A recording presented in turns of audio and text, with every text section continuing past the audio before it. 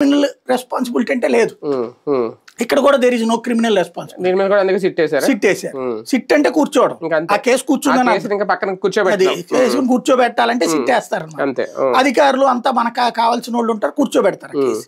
ఇందులో ఏం తీసుకొచ్చారు, ఇప్పుడు అతను వచ్చాడు, ఇప్పుడు అతను ఏంటి 4-5 రోజుల నుంచి వీడియోలు చేస్తున్నాడు, దీని వెనకాల కుట్ర ఉంది, నేను వచ్చాక బయట పెడతానన్నాడు. శుభ్రంగా వీళ్ళు తెలివైన వాళ్ళు అయితే ఏం చేయాలి, అది నాకు సంబంధం లేదు, జోగి రమేష్ అని సౌత్ ఆఫ్రికాలో నుంచి మాట్లాడించాలి.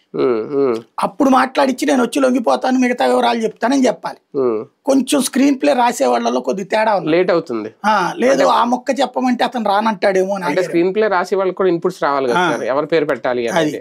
తర్వాత వచ్చింది, ఇక్కడికి వచ్చిన తర్వాత ఎయిర్పోర్ట్ లో దిగ్గానే అరెస్ట్ అన్నది అన్ని మీడియాలు చూసి 24 గంటలు 48 గంటల్లో అంటే 24 గంటల్లోనే ప్రొడ్యూస్ చేయాలి, మ్యాజిస్ట్రేట్ ప్రొడ్యూస్ చేశారు.